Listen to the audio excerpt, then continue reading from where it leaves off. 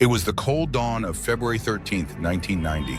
A lonely road curved through the hills of Koru in western Kenya, where the mist hung thick over the valley. A car stood by the roadside, its doors open, the engine silent. Inside lay the lifeless body of Dr. Robert Ouko, Kenya's respected foreign minister. His body was badly burned. One gunshot wound pierced his head. The country awoke to horror. The man once hailed as the face of Kenya's diplomacy at the United Nations was gone, brutally silenced. But by whom and why? Dr. Ouko wasn't just a minister, he was a symbol of integrity in a time of deep political rot.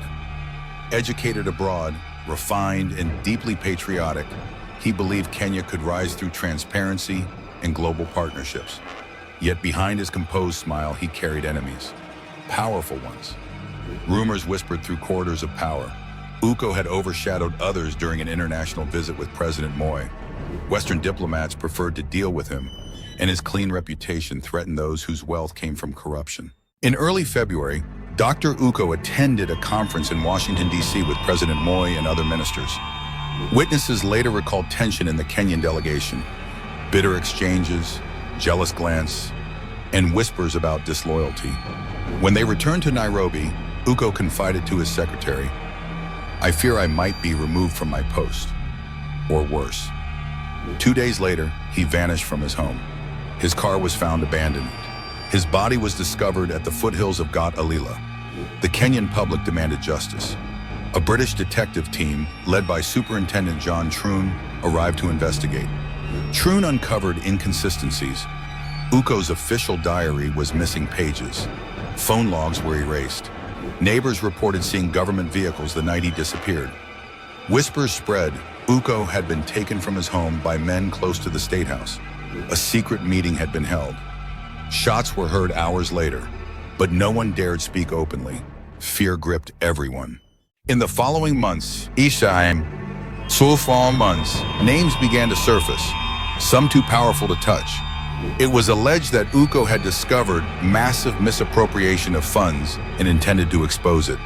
He had also reportedly clashed with Nicholas Biwott, the energy minister and a key ally of the president. Troon's report pointed toward high-level involvement, but before he could testify, his team was recalled. The investigation collapsed. Witnesses recanted their statements. Some fled the country. The British team left, frustrated, fearful, and defeated. For years, commissions of inquiry rose and fell. Each promised truth. Each ended in silence. Files disappeared. Evidence was tampered with. Those who dared to revisit the case faced intimidation or mysterious deaths. Ouko's widow, Christabel, wept before cameras. He gave his life for truth. But Kenya has buried both him and justice. The public felt betrayed. The name Ouko became a haunting reminder of hope extinguished by greed. Decades later, a forgotten clerk came forward. He confessed that on the night Ouko vanished, he saw a government convoy driving toward Koru. In the car, he recognized a familiar face, a senior officer long believed to be abroad. The man had since died, but the revelation reignited the case. Suddenly, rumors of foreign complicity, political jealousy, and betrayal resurfaced. Perhaps Ouko's death had not been about one man, but about silencing an entire generation that sought reform. Over 30 years later, no one has been convicted. The hills of Gat Alila remain eerily quiet. Locals say at night, a light flickers there, as if his spirit still seeks justice. Dr. Robert Ouko's story is not just a murder mystery. It is the soul of a nation wrestling with its conscience, between truth and power, silence and justice.